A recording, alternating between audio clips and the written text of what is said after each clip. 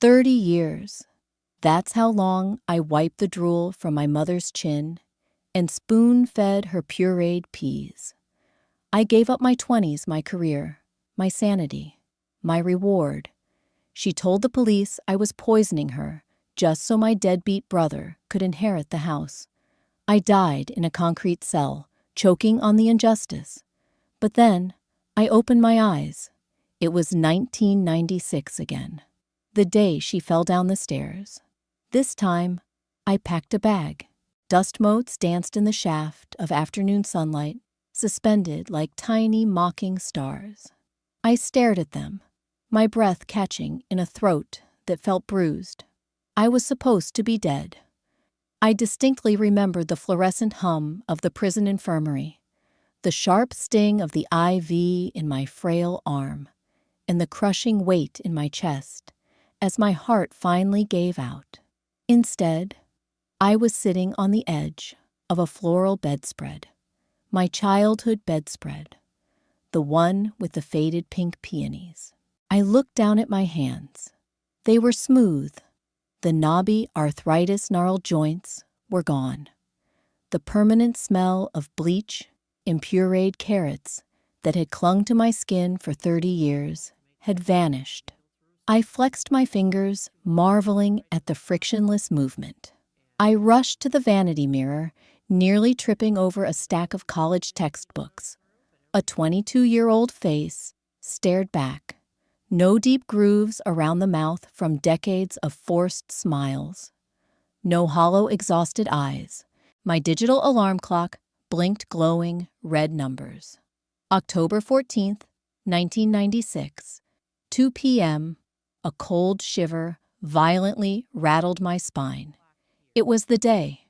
For 3 decades, I had replayed this exact afternoon, in my head, dissecting it, wishing I could carve it out of the timeline. In exactly 15 minutes, my mother Martha would attempt to carry a box of old winter coats down the steep, uncarpeted oak staircase. She would catch the heel of her slipper on the top step.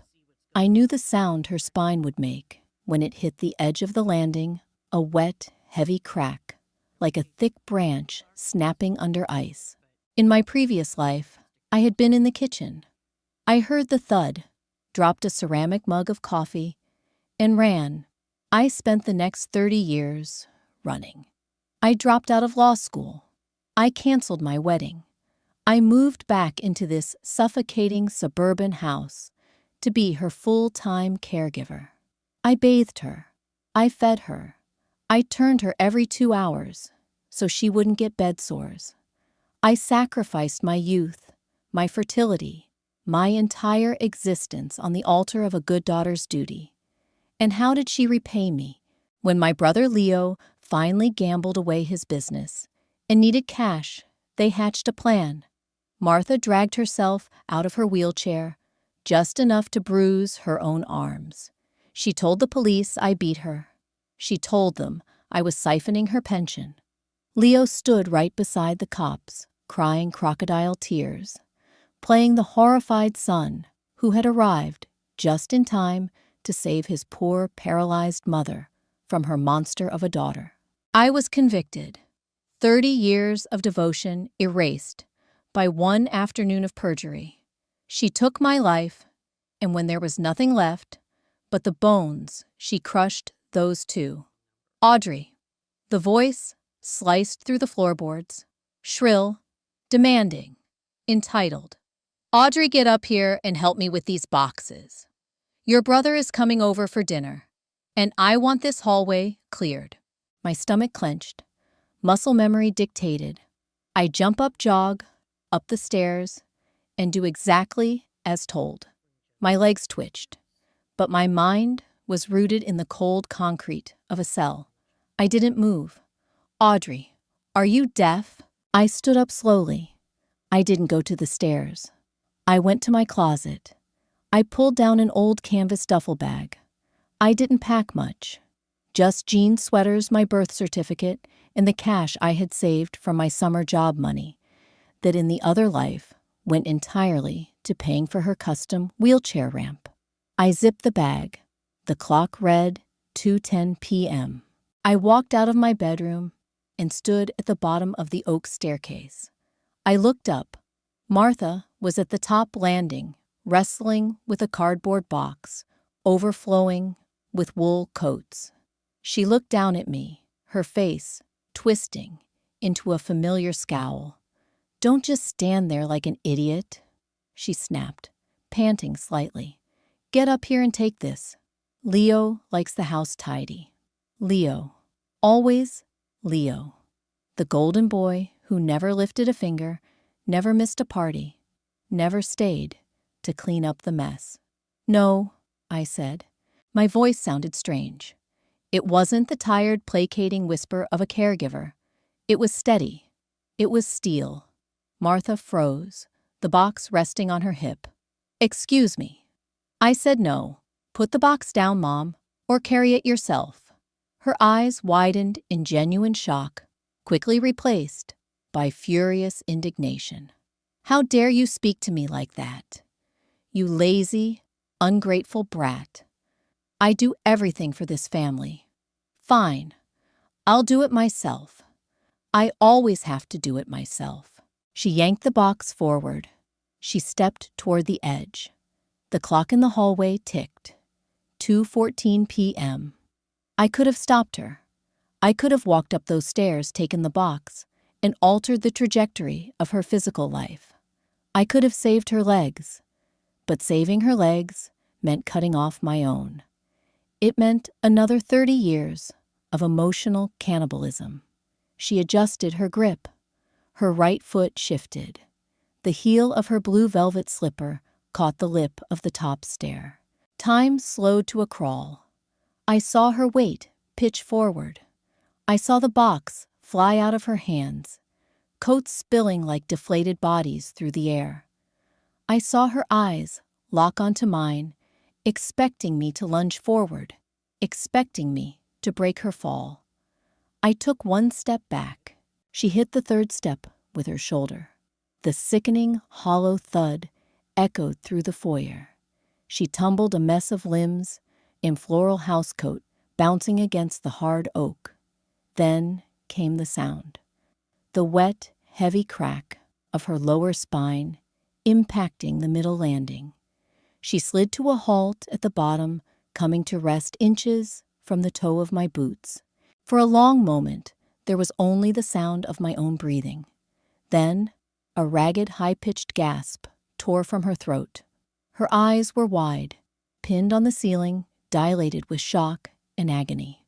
"Audrey," she wheezed, "I can't feel my legs." I looked down at her. I felt no triumph. I felt no pity. I felt absolutely nothing at all. I reached into my pocket, pulled out a pen, and grabbed a piece of junk mail off the side table. I wrote 3 words on the back. "Call your son." I dropped the envelope onto her chest. I stepped over her twisted legs, grabbed my duffel bag, and walked out the front door. I didn't look back. Cool autumn air hit my face the moment I crossed the threshold, stinging my cheeks and filling my lungs. I inhaled deeply, holding the breath until my chest ached. It smelled like burning leaves and exhaust fumes. It smelled like freedom. I walked down the driveway to my beat-up Honda Civic. The metal handle was cold. When I slid into the driver's seat, the worn fabric felt like absolute luxury. I put the key in the ignition and turned it. The engine sputtered, then roared to life. Inside the house, Martha was lying on the floor. In my past life, this was the exact moment I was screaming into a phone, begging the 911 dispatcher to send an ambulance faster.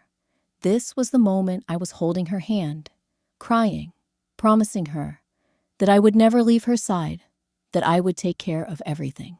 I put the car in drive and pulled out into the street. I didn't speed. I drove exactly the speed limit, watching the manicured lawns of my suburban neighborhood roll by like a movie set I was finally leaving. My mind was eerily calm. The panic I expected never materialized. Instead, a methodical cold logic took over. I had about 3 hours before Leo was supposed to show up for his precious home-cooked dinner. 3 hours before anyone found her. She wasn't bleeding out. The paralysis was immediate. The damage done the second her spine hit the oak. Lying there wouldn't kill her. It would just force her to realize exactly who she was alone in the dark with. I drove for an hour, heading north toward the city, putting as much concrete between us as possible. I pulled into a dingy roadside motel with a flickering neon sign, $25 a night. I paid in cash, taking the heavy brass key to room 114. The room smelled of stale cigarette smoke and cheap pine cleaner. I tossed my duffel bag on the sagging mattress and walked straight to the bathroom mirror. I stared at myself for a long time. The girl looking back was a stranger. She had clear skin, bright eyes, and a posture that wasn't bowed by the weight of a 100-pound woman leaning on her. I touched my own cheek. It was real. I wasn't dead in a prison infirmary. I was 22 again. My stomach gave a sudden violent rumble. I realized I hadn't eaten. In the previous timeline, I didn't eat for 2 days after the accident. I existed on vending machine coffee in the ICU waiting room. I left the motel and walked across the street to a 24-hour diner. Sliding into a cracked vinyl booth, I picked up the laminated menu. I ordered a steak, medium rare, hash browns, eggs, a milkshake. When the waitress set the plate down, I nearly cried. Real food.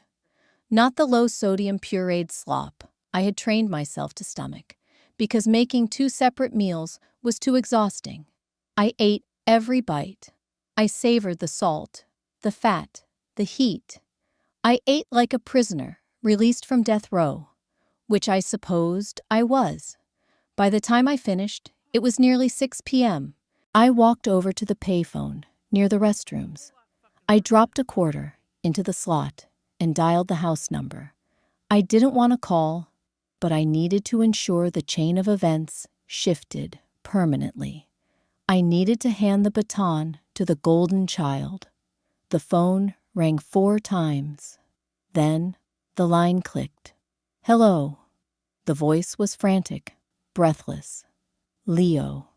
Hello, Leo, I said, leaning against the graffiti-covered wall of the diner. Audrey, where the hell are you? I just got to Mom's house. The door was unlocked and she's on the floor. She fell. She can't move her legs. I called 911. They're on the way. You need to get home, right now. His voice was shrill, tinged with the distinct panic of a man who suddenly realized he might have to take responsibility for something. I'm not coming home, Leo. Silence stretched over the line, save for the static of the payphone and the distant wail of sirens in his background. What are you talking about? Mom is hurt, badly. You're her daughter? You live here. Where are you? I moved out, I said calmly. I packed my things and left. Today, he shrieked. You picked today to move out. Are you insane? She's paralyzed. Audrey, the paramedics just pulled up. I don't know what to do. I don't know her medical history. You handle this stuff. She's your mother too, Leo. I examined a chip in my fingernail polish. You're her favorite. You've always been her favorite. Now's your chance to shine. You can't do this. I have a business to run. I have a life. So do I replied softly. And I intend to keep it this time. This time? What the hell does that mean, Audrey? If you don't get down to the hospital right now, I swear to God. You'll what, Leo? I cut him off the steel, returning to my voice. You'll tell Mom I'm a bad daughter. She already thinks that. You'll cut me out of the will. There's no money left, Leo. She took out a second mortgage to pay for your failed restaurant. I know about it. A sharp intake of breath on the other end. He thought that was a secret. "The paramedics are coming in." Leo stammered, his bravado entirely stripped away. "Audrey, please. I can't wipe her ass. I can't do this. Better buy some gloves, little brother. She likes her tea lukewarm, and you have to turn her every 2 hours, or her skin breaks down. Good luck." I hung up the phone. The heavy clunk of the receiver felt like a gavel coming down. Case closed. I walked out of the diner and back into the cool night air. The neon lights of the motel buzzed loudly in the darkness. I had a few $100s a car and a brain full of 30 years of future knowledge. I knew which companies would boom. I knew which neighborhoods would gentrify. I knew exactly how to build an empire. But more importantly, I knew exactly who my family was. Let Leo be the martyr. Let Martha bask in the glow of her golden boy. I had given them my life once. They weren't getting a single second of this one. Morning arrived with the aggressive rattle of a garbage truck backing into the alley outside my motel window. I didn't groan. I didn't pull the thin, scratchy blankets over my head.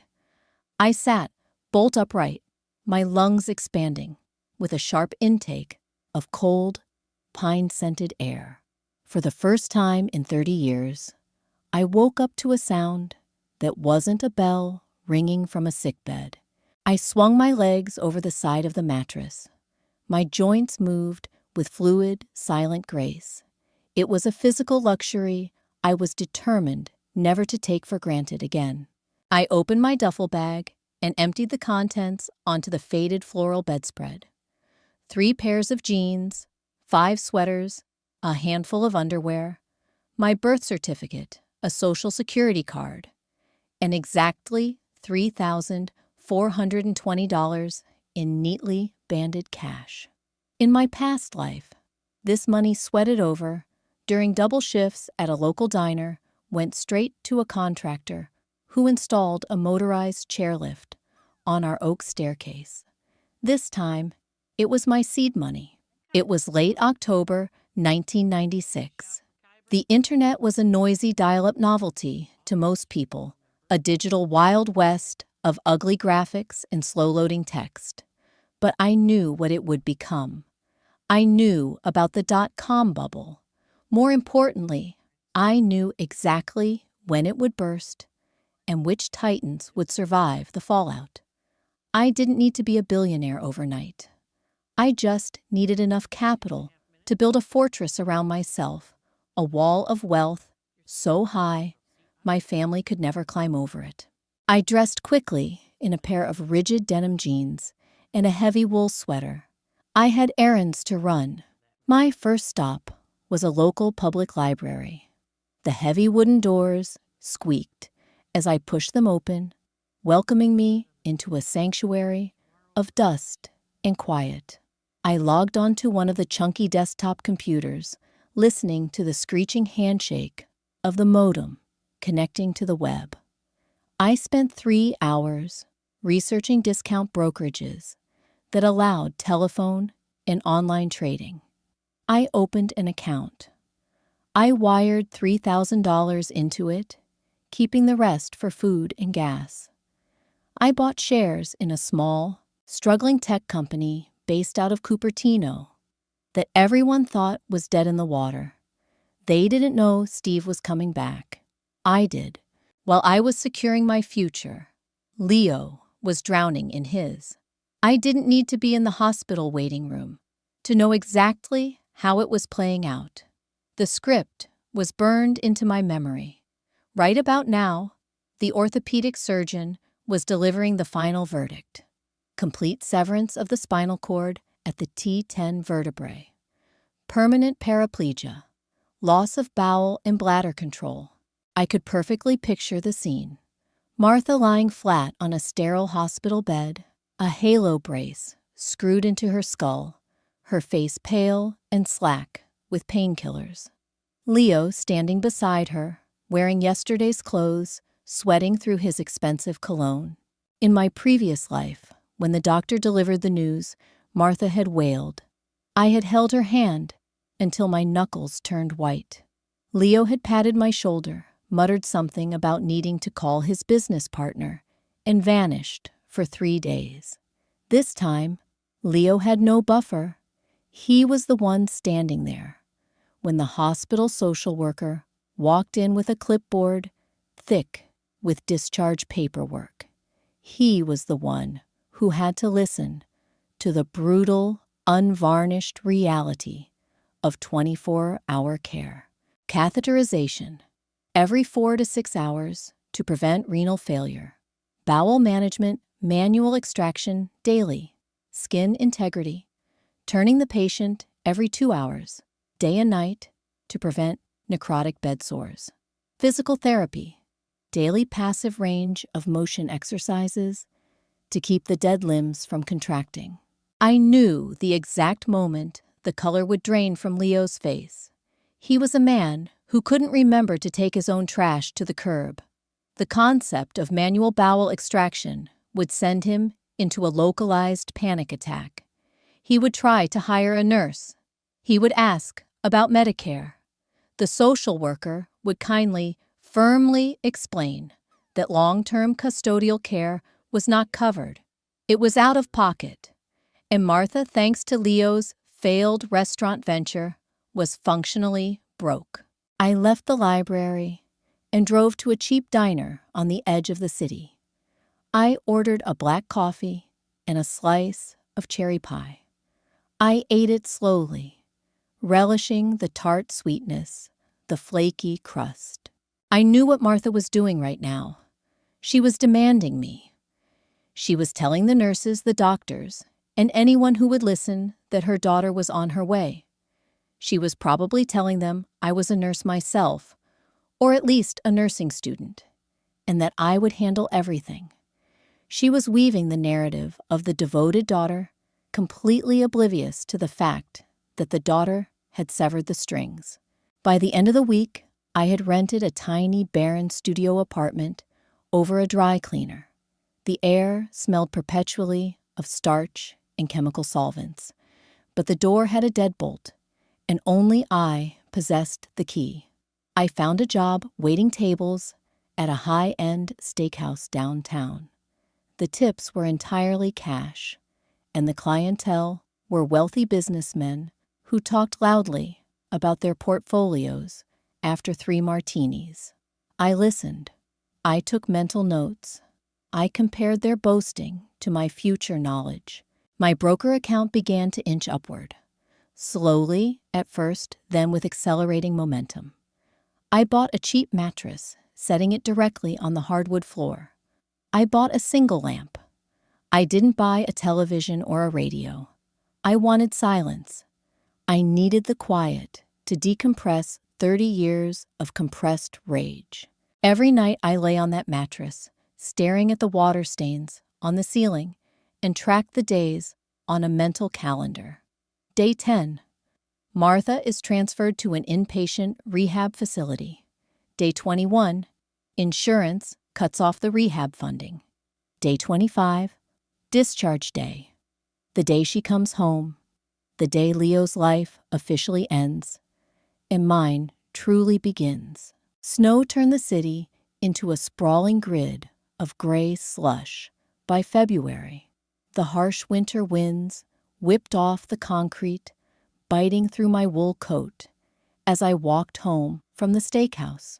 It had been 4 months since the stairs, 4 months since I walked out the front door. My life had settled into a rigorous, profitable rhythm.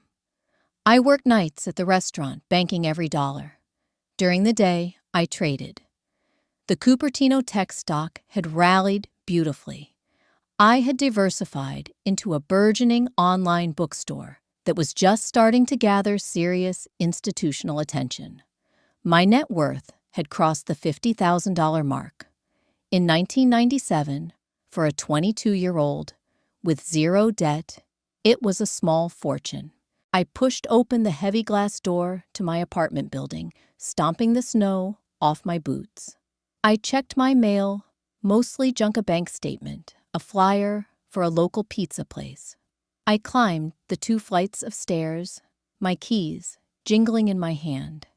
I turned the corner to my hallway and stopped dead.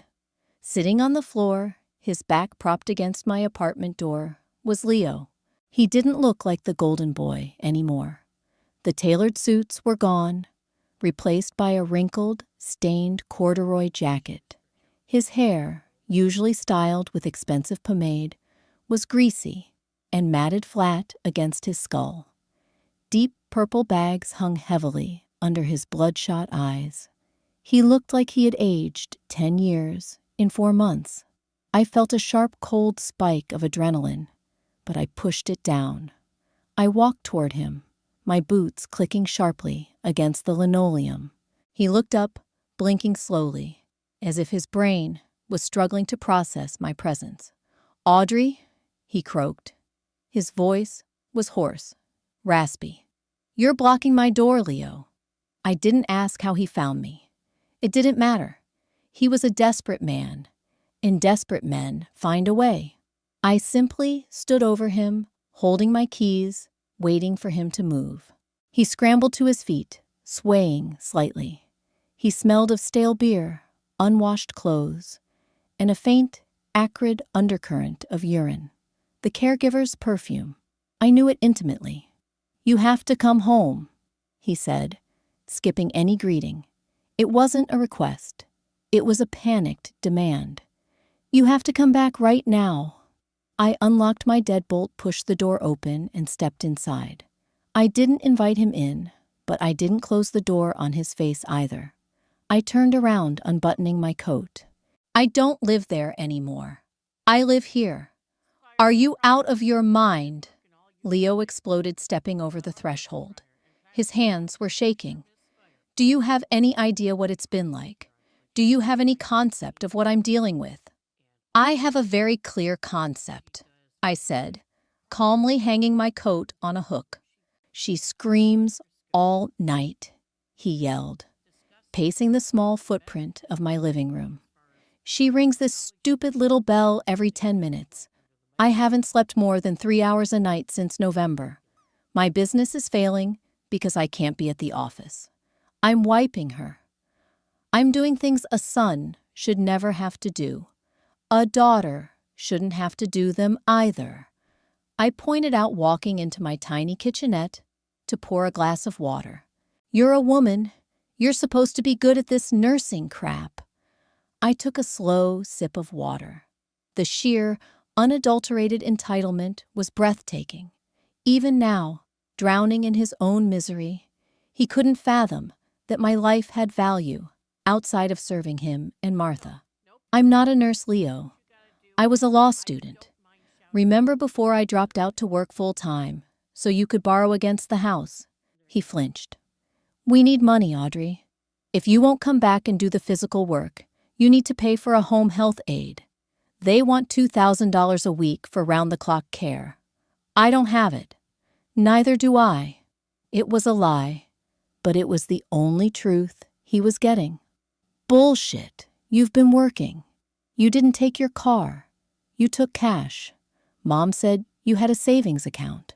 He stepped closer, his eyes narrowing with a manic desperation. "You owe her. She raised you. She fed me, clothed me, and expected a return on her investment." I countered, setting the glass down on the counter. "I'm not paying for a nurse, Leo. Sell the house." "I can't sell the house," he screamed, his voice cracking. "There's no equity. Mom took out a second mortgage to float my restaurant, and I haven't made a payment in 6 months. The bank is threatening to foreclose." There it was. The dominoes were falling exactly as I knew they would, only this time I wasn't crushed beneath them. "Then let them foreclose," I said. "Put her in a state-run nursing facility on Medicaid." Leo stared at me, horrified. "A state facility? Are you insane? Have you seen those places? They smell like bleach and death. She'd be sharing a room with 3 other people. She'd lose her mind. She told me she'd rather die.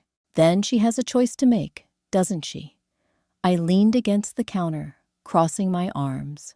She can adapt, or she can be miserable, but she is not your responsibility, and she is certainly not mine. She's your mother. She's a woman who gave birth to me, I corrected sharply. And you are a man who stood by and watched her drain me dry. You want to be the hero, Leo, go be the hero. But you don't get to use my money or my hands to do it. He lunged forward, grabbing my upper arm. His grip was surprisingly strong, fueled by months of sleep deprivation and suppressed rage.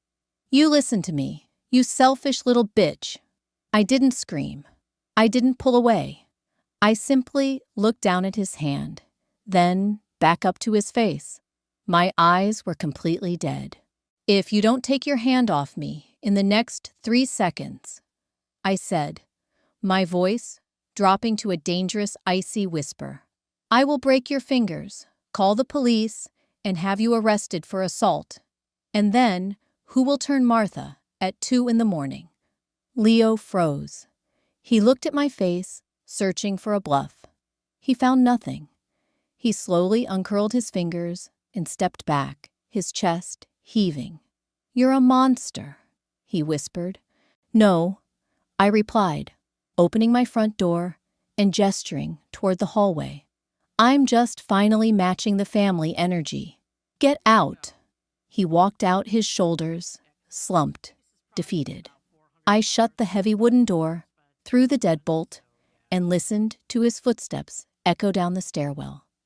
I walked over to the window and watched him trudge out into the freezing slush, a broken man returning to a broken house. I felt my pulse steady. I felt lighter. The haunting was over. Now, the empire building could truly begin. Spring of 1999 smelled like fresh asphalt and money. By my 25th birthday, I was sitting on a net worth just shy of $4 million. The dot-com bubble was inflating with dizzying speed, and I rode the wave with the clinical precision of a time traveler. I bought low sold before the peaks and funneled the profits into solid, boring assets. Municipal bonds, undervalued commercial real estate, things that wouldn't evaporate when the digital gold rush inevitably crashed. I had moved out of the chemical-scented studio and into a sprawling loft in a converted warehouse district. The walls were exposed brick, the floors polished concrete. It was vast, empty, and entirely mine. No floral prints, no knickknacks, no medical equipment clogging the hallways. I hired a lawyer named Sullivan, a bulldog in a gray suit, who handled my acquisitions through a series of blind LLCs. I liked my privacy. I preferred being a ghost in the financial machine. On a rainy Tuesday in April, Sullivan called me on my new cell phone. The property on Elm Street hit the county foreclosure registry this morning. He said, his voice crackling over the primitive cellular network. The bank finally ran out of patience. Auction is set for the 1st of next month on the courthouse steps.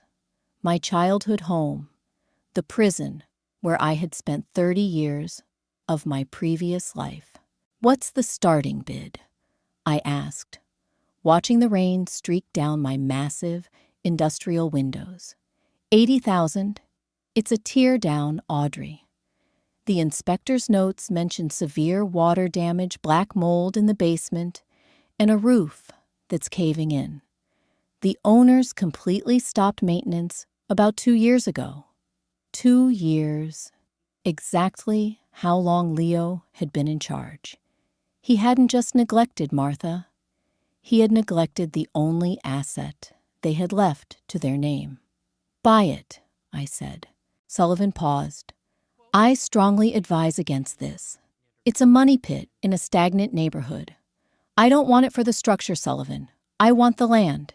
It's a double-corner lot. buy it through the holding company and immediately file the eviction paperwork. I want them out. Understood. I didn't buy the house out of sentimentality. I bought it because I wanted to be the one to hold the deed when the final curtain fell. I wanted to control the perimeter of my own closure. The eviction was scheduled for the third week of May. I didn't plan on going, but on the morning of the lockout, a restless energy hijacked my nervous system. I put on a pair of dark sunglasses, climbed into my recently purchased sedan, and drove to the suburbs. I parked 2 blocks away, under the shade of a massive oak tree.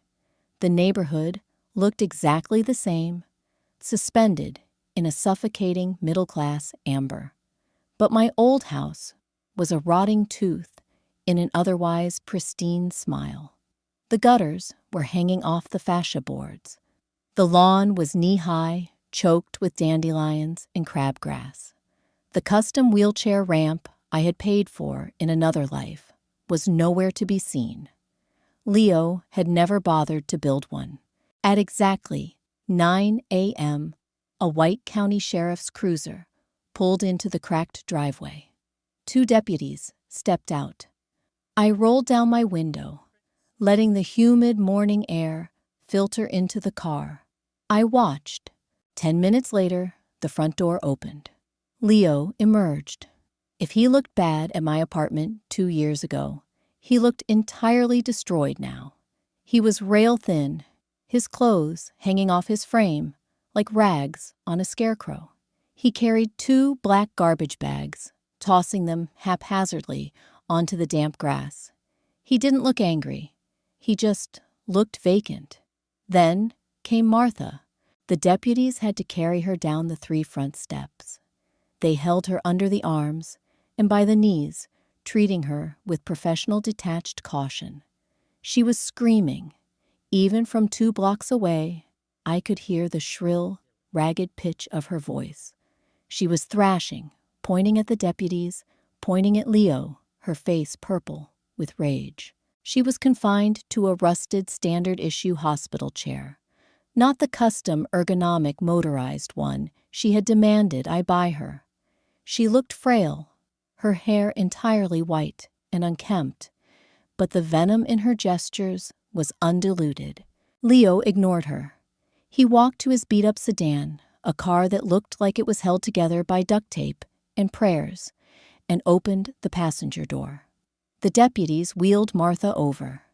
It took them 5 agonizing minutes to awkwardly fold her rigid legs and hoist her into the seat. She slapped Leo's hand away when he tried to adjust her seatbelt. I sat in my car, my hands resting loosely on the leather steering wheel. I expected to feel a surge of vindication. I expected the cinematic rush of triumph, the swelling soundtrack of a revenge, perfectly executed.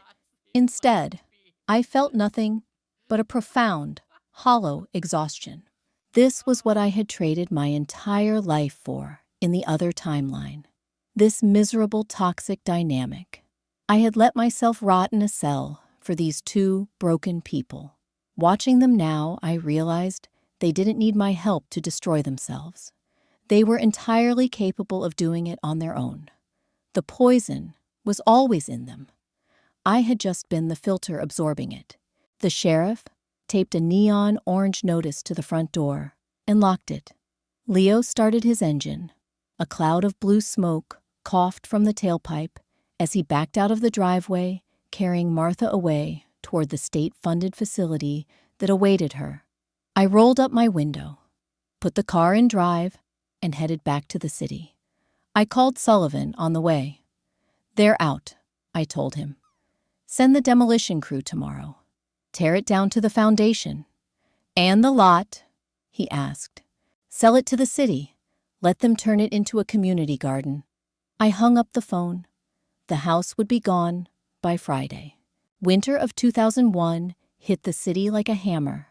Snowbanks piled high against the concrete, turning black with exhaust by noon. The world was different now. The dot-com bubble had violently burst wiping out fortunes overnight. I had liquidated 70% of my tech holdings in late '99, pivoting into defensive stocks and real estate. While Wall Street bled, I slept soundly on high thread count sheets. My life was a masterclass in aggressive insulation. I had a small circle of brilliant, ruthless colleagues, a passport full of stamps and zero attachments that could drag me backward. Then the letter arrived. It was printed on cheap, gray recycled paper, bearing the seal of the State Department of Health and Human Services. It had been forwarded twice before finding its way to my loft. Dear Audrey, you are listed as the secondary emergency contact for Martha. The primary contact, Leo, has been unreachable for 90 consecutive days. Under state law, we must inform you of a significant decline in the patient's condition. I read the boilerplate text while standing over my granite kitchen island, sipping black coffee. Leo had vanished. It didn't surprise me. The man had the spine of a jellyfish. He had likely dumped her at the facility, endured a few weeks of her vitriolic complaints, and finally snapped. He was probably living in a trailer park in Florida, under an assumed name, drinking himself to death. I should have thrown the letter away. Legally, I had no obligation. I hadn't signed any admission paperwork. I was a ghost, but a dark, morbid curiosity anchored my feet to the floor. I needed to see the final destination. I needed to look at the endgame of her entitlement, not out of malice, but to definitively sever the final, invisible thread binding me to her. The county care facility was located 40 miles outside the city limits, a sprawling, flat brick building that looked more like a medium security prison than a place of healing. I parked my car in the icy lot and walked through the sliding glass doors. The heat inside was oppressive, blasting from ancient radiators. The smell hit me immediately, a thick, unbreathable miasma of boiled cabbage industrial bleach and the unmistakable sweet decay of neglected human bodies. I signed the visitor log under the watchful eye of an exhausted nurse who didn't even ask for my ID. "Room 412, she muttered, pointing down a flickering fluorescent hallway. "Bed B." I walked slowly, my boots squeaking on the linoleum. The sounds of the facility were deeply unsettling. Low moans, the rhythmic beeping of outdated monitors, a television blaring a game show to an empty day room. Room 412 was a cramped beige box holding 3 beds, separated by thin, faded privacy curtains. Bed A was empty, stripped to the mattress. Bed C held a woman curled into a fetal position, staring blankly at the wall. I stepped up to Bed B. Martha was lying flat on her back. She was so small.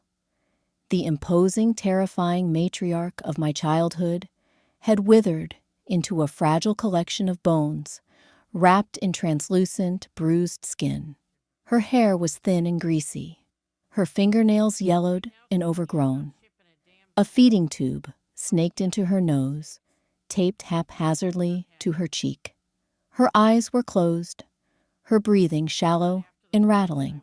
I stood at the foot of her bed for a long time. In my past life, this was me.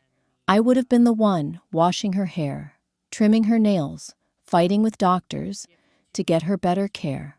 I would have died in a cell because of the woman lying in this bed.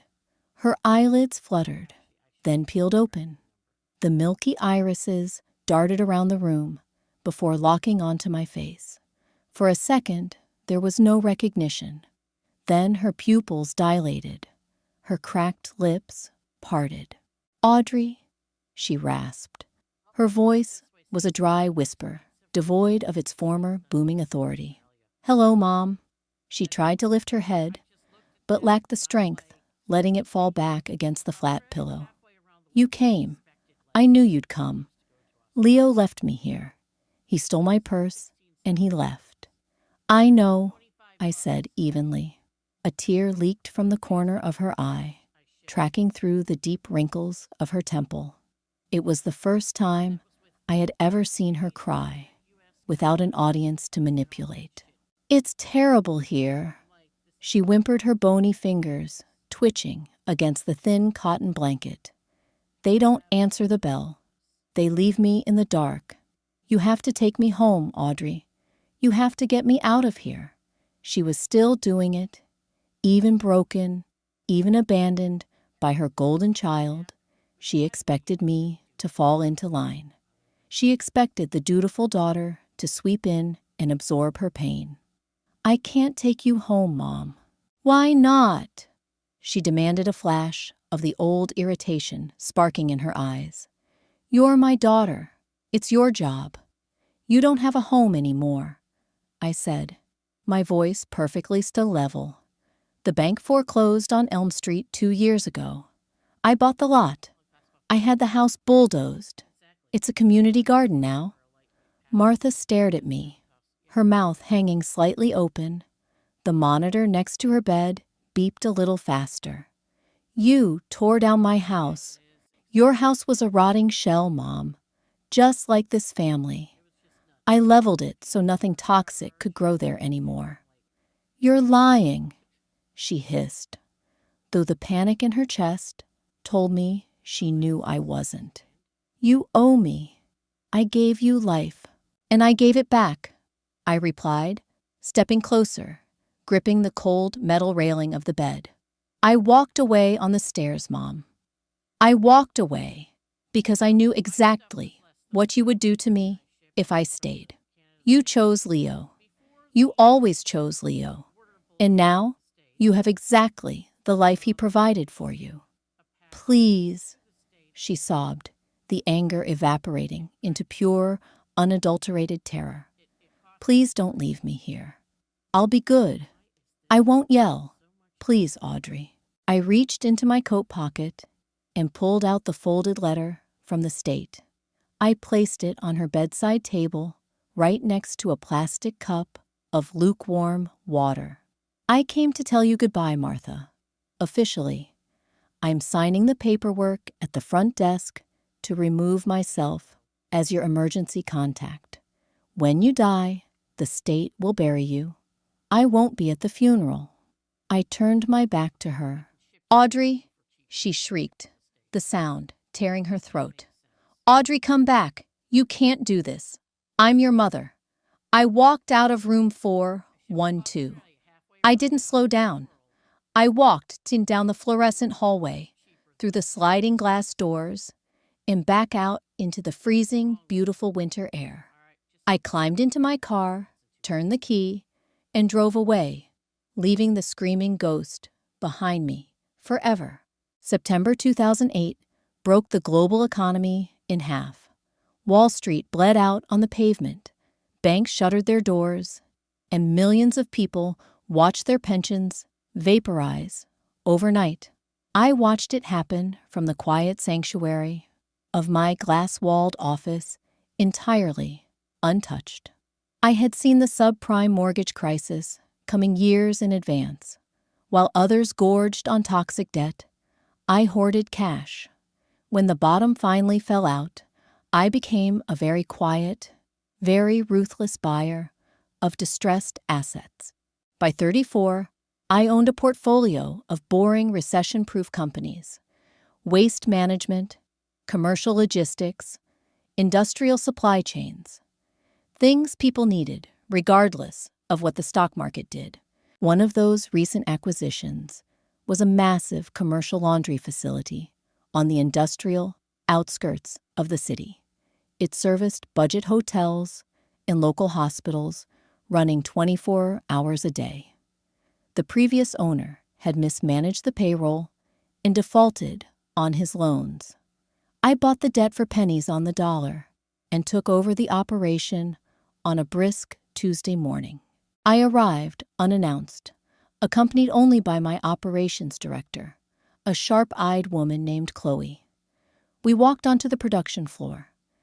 The heat was instantly suffocating, a humid wall of steam, smelling fiercely of industrial bleach and damp cotton. Massive steel drums rumbled, spinning hundreds of pounds of wet linens, vibrating the concrete floor beneath my designer boots. "We need to cut 20% of the redundant floor staff," Chloe yelled over the deafening roar of the machines.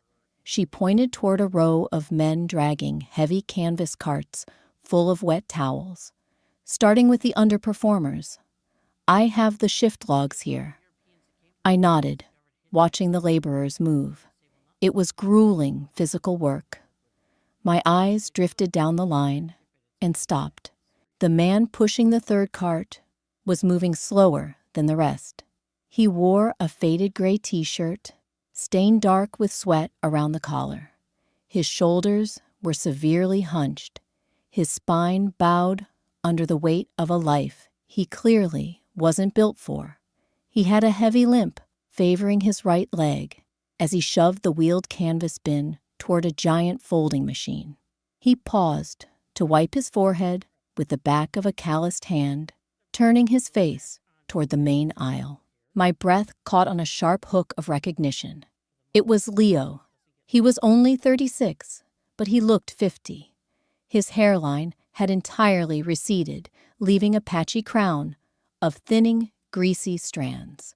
The arrogant, handsome features of the golden boy had melted into a permanent, exhausted grimace.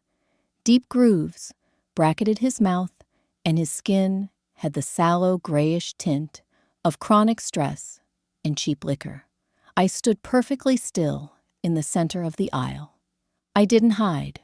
I simply waited. Leo pushed his cart forward, his head down. He was 10 feet away when he finally looked up to see the new owner touring the floor. His bloodshot eyes scanned my tailored wool coat, my leather briefcase, my pristine posture. Then his gaze snapped to my face. He froze. His hands slipped off the canvas rim of the cart. "Audrey," he whispered. The industrial noise swallowed the word, but I read his lips perfectly. Chloe noticed the man staring and stepped forward, frowning. "Is there a problem here?" she barked at him. "Keep the line moving." Leo didn't look at Chloe. He took a stumbling step toward me. He looked like a drowning man who had just spotted a cruise ship. "Audrey, my God!" He choked out his voice, cracking with a pathetic, desperate hope. "It's you. It's really you. What are you doing here?" I didn't smile. I didn't flinch. I looked at him with the same detached calculation I used to review a balance sheet. "I own this facility, Leo. I bought it yesterday." The words hit him physically. He swayed on his feet, his jaw dropping as his exhausted brain struggled to reconcile the sister he had treated as a disposable servant with the wealthy executive standing before him. He looked down at his own stained shirt, his ruined hands, and then back up at my coat. The disparity was a brutal, unarguable metric of our choices. "You own it," he stammered. A sudden, ugly spark of entitlement flared in his dull eyes, the old Leo clawing his way back to the surface. "Then you have to help me. Audrey, you have to help me out. I'm drowning. I live in a weekly motel. The pay here is garbage. Give me a manager position. Cut me a check. We're family. We share genetics," I corrected softly, stepping just close enough so he could hear the absolute zero in my tone. "We are not family. You did this to me," he suddenly hissed, leaning forward, spittle flying from his lips. "If you hadn't walked out, I wouldn't have lost the restaurant. I wouldn't have gone bankrupt, paying for her medication before she went into the state home. You ruined my life." It was staggering. Over a decade later, stripped of his youth, his wealth, and his dignity, He still completely refused to carry the weight of his own failures. It was always my fault. It would always be my fault. You went bankrupt because you were a lazy, incompetent businessman who couldn't balance a ledger. I said, my voice cutting through the steam like a razor. You lost your life because you finally had to live it yourself without me buffering the consequences. I didn't ruin you, Leo. I just stopped saving you. His face crumpled, the anger giving way to a raw, weeping panic. Please, I have nothing. Mom has been in that hellhole for 10 years. I can't even afford to visit her. Then don't, I said. I turned my back to him and looked at Chloe. She was watching the exchange with silent, professional curiosity. Chloe, I said clearly, review the shift logs. If this man meets the daily quota, he keeps his job. If he falls below, it terminate him with the rest of the underperformers. No special treatment, no severance. Understood. Chloe nodded. Audrey, you can't do this. Leo screamed behind me, grabbing the sleeve of my coat with a wet, soapy hand. I stopped. I didn't look at him. I simply stared at his hand until he realized the danger in his grip and slowly let go. I walked out of the laundry facility, leaving him standing in the stifling heat, chained to his canvas cart, completely and utterly alone in the mess he had made. April 2012 arrived with unseasonable warmth, coaxing green buds from the frozen city branches weeks ahead of schedule. I was 38. I was healthy. My joints didn't ache from lifting dead weight. My lungs weren't compromised by the smell of decay. I had built a fortress of absolute autonomy, and I lived inside it with a deep, uncompromising peace. The final piece of the past arrived on a Thursday. It was a standard white envelope delivered by certified mail to my attorney's office and forwarded to my desk. The return address belonged to the State Department of Health and Human Services. I opened it with a silver letter opener. It was a standardized form, printed on cheap paper, with the blank spaces filled in by a dot matrix printer. Patient name, Martha. Date of death, April 14th, 2012. Time, 3:42 a.m. Cause of death, congestive heart failure / complications from prolonged immobility. There was a second page, a waiver. Because I was legally on file as her closest blood relative, despite severing my emergency contact status years prior, the state required my signature to release her remains for a pauper's cremation. If I didn't claim the ashes within 30 days, they would be interred in a county lot. I uncapped my heavy fountain pen. I signed the waiver on the indicated line, waiving all rights to the remains. I slid it into the return envelope, sealed it, and tossed it into my outbox. It took less than 30 seconds. There was no sudden rush of tears. There was no crushing weight in my chest. I didn't feel the urge to drink or scream or seek out a therapist to unpack a sudden wave of complicated grief. I just felt done. The long, exhausting equation had finally balanced out to zero. I left my office early that afternoon. I drove my car, a quiet, heavily armored German sedan, out of the city limits and toward the suburbs. I hadn't been back to Elm Street since the morning the sheriff locked Leo out. The neighborhood had aged. The houses looked smaller, the trees thicker. I parked down the street and walked the last block. Where my childhood prison used to stand there was now a thriving community garden. The city had done a beautiful job. The rotting foundation of the house had been dug out and filled with rich, dark topsoil, Wooden planter boxes were arranged in neat geometric rows. It was late spring, and the garden was exploding with life. Bright green tomato vines climbed wooden trellises where the living room used to be. A massive patch of yellow sunflowers stood exactly where the uncarpeted oak staircase had once dominated the foyer. I stood on the sidewalk, my hands pushed deep into the pockets of my trench coat, watching the wind rustle the leaves. A woman in her 60s, wearing a canvas apron and thick gardening gloves, was kneeling near the sunflowers, pulling weeds. She noticed me standing there and offered a warm, polite smile. "Beautiful day for it," she called out, standing up and wiping her forehead. "It is," I agreed, walking slightly closer to the low wooden fence. "The garden looks incredible. You've done a lot of work." "Oh, it's a neighborhood effort," she said proudly, stripping off her gloves. "Took us a few years to get the soil right. Used to be a real eyesore here. A derelict house. Nasty mold problem roof caving in. The city finally tore it down about 10 years ago. Best thing that ever happened to this block." "I imagine so," I said. "They say the people who live there just let it rot from the inside out," she continued, shaking her head. "Shame, really. But I guess some things have to be completely destroyed before anything good can grow in their place." "That's exactly right," I said, a genuine smile finally touching the corners of my mouth. "It's fertilizer now."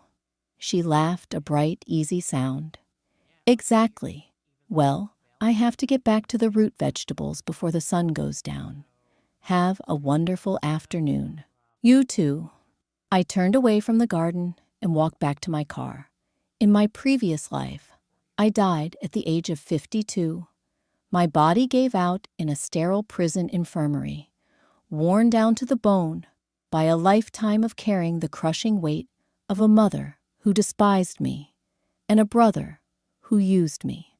I had choked on my last breath, staring at a concrete ceiling, entirely consumed by the bitter, inescapable injustice of it all. I unlocked my car and slid into the leather driver's seat. I looked at myself in the rearview mirror. There was no gray in my hair. The hollow, haunted look that had defined my previous face was completely gone, replaced by the sharp, clear gaze of a woman who owned her own destiny. I had 30 years ripped away from me once.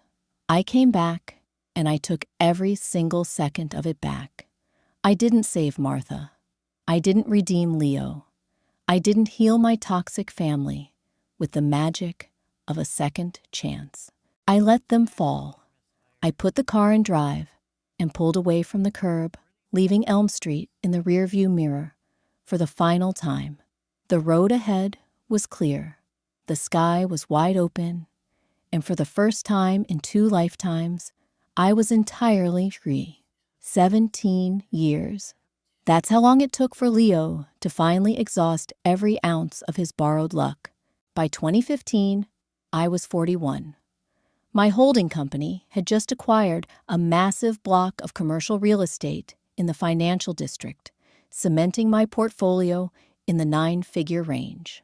I was sitting at my mahogany desk, reviewing lease agreements, when Sullivan buzzed my private line. "We've been served," my attorney said. He didn't sound worried. He sounded genuinely amused. "By whom?" I asked, signing my name at the bottom of a heavy parchment page. "Leo. He found a bottom-feeding personal injury lawyer willing to take a swing on contingency. They're filing a civil suit. He's claiming you embezzled funds from your mother's estate in 1996 and used it as seed money for your current enterprise. He wants half of everything." I set my fountain pen down. The sheer audacity was almost impressive. "Does he have proof?" "He has a narrative," Sullivan scoffed. "He claims you stole $30,000 in cash from a floorboard safe on the day Martha fell. There was no floorboard safe. There was only my diner waitressing money, which amounted to barely over $3,000. Leo was projecting his own financial fantasies onto my success. He needed a reason why I was a multimillionaire, and he was washing hotel sheets in the reality that I simply worked smarter wasn't a pill he could ever swallow. "Schedule the deposition," I told Sullivan. "Don't settle. Don't offer a single dime to make it go away. I want to see him." We met in a sterile, fluorescent-lit conference room 2 months later. I wore a tailored navy suit and a watch that cost more than the house we grew up in. I sat perfectly still, my hands folded securely on the polished table. The heavy glass door opened. Leo walked in. He was only 43, but his body looked ready for the grave. His hair was entirely gone, revealing a scalp spotted with deep sun damage. He wore a cheap, oversized tan suit that smelled faintly of mothballs and stale tobacco. He had a severe tremor in his left hand, and his breathing was shallow, punctuated by a wet, rattling cough. His lawyer, a sweaty man in a cheap polyester tie, looked immediately intimidated by Sullivan's cold presence. Leo didn't look at me at first. He focused on a styrofoam cup of water, his hands shaking as he pulled it toward him. When he finally lifted his eyes, the hatred in them was dull, muted by decades of relentless failure. "You look well, Audrey," he rasped. "And you look exactly how you've earned the right to look, Leo." His jaw clenched. "You owe me. You left me with her. You took the money and ran." Sullivan opened a thick leather binder. He didn't waste time. He systematically, brutally dismantled the claim. He presented bank records from 1996, proving my initial investment capital came solely from my documented W-2 wages and cash tips. He produced the county foreclosure notices from Elm Street, proving the house was entirely devoid of equity long before I left. He laid out the timeline of Leo's bankruptcies, tax liens, and unpaid child support claims from a brief, disastrous marriage I hadn't even known about. Within 20 minutes, Leo's lawyer was packing up his briefcase. The man realized he was not only going to lose, but he could face severe judicial sanctions for bringing a demonstrably fraudulent case to the table. "We withdraw the claim," the lawyer muttered, snapping his briefcase shut. He walked out without another word, leaving his client sitting alone at the table. Leo didn't move. He stared at the glossy wood grain, his chest heaving. "I have cancer," he whispered. The room went completely silent. Sullivan glanced at me, his face an impassive mask, waiting for my cue. "Lung," Leo continued, his voice cracking violently. "Stage 4. The doctors gave me 6 months. I can't afford the treatments. I can't afford a hospice bed. I'm going to die in a public ward, Audrey." He looked up, tears cutting clean tracks through the grime on his face. He was playing his final card. He wasn't suing me for justice. He was suing me for survival. He was hoping to extort enough cash to buy himself a comfortable exit. I looked at the man who had stood by while our mother framed me for abuse, the man who had cried crocodile tears in a courtroom, while the judge sentenced me to 30 years in a cage. "You reap what you sow, Leo," I said quietly. "You can't just let me die like a dog," he shouted, slapping his trembling hand against the table. "You have hundreds of millions. It would be nothing to you. A drop in the bucket. You are my sister." I stood up, buttoning my jacket. "I had a brother once." I said, my voice empty of any malice, carrying only the absolute cold of deep space. He died a long time ago. I'm just looking at a ghost. I walked out of the conference room. I didn't look back. He passed away 4 months later. I didn't attend the funeral. I didn't send flowers. I spent the day finalizing the paperwork for the Second Chance Initiative, a nonprofit foundation I fully funded. It provides massive, no-strings-attached grants to young caregivers, specifically women who need an exit strategy. It pays for nursing care education and relocation. It provides the legal support to untangle them from abusive dependencies. It gives them the baton I had to forge myself from scratch. My life in the old timeline was stolen. It was a slow, agonizing suffocation behind concrete walls, surrounded by women who had also been discarded by the world. But standing on the balcony of my penthouse tonight, looking out over the glittering grid of the city, I inhaled the crisp evening air. My lungs were clear. My conscience was clean. The stars above mirrored the streetlights below, a perfect reflection of a world I now owned. I had broken the cycle, and in the ashes of the family that tried to burn me, I had built a kingdom. Audrey's journey is the ultimate testament to the unapologetic power of walking away. Sometimes the most profound revenge isn't loud or violent. It's simply refusing to be a victim and building an untouchable life. She stopped setting herself on fire to keep toxic people warm and let karma handle the rest. Her empire was built on the foundation of the very boundaries her family tried to destroy. If you love this deep, gritty story of reborn justice, make sure to hit that like button, share this video, and subscribe to the channel so you never miss another incredible daily story.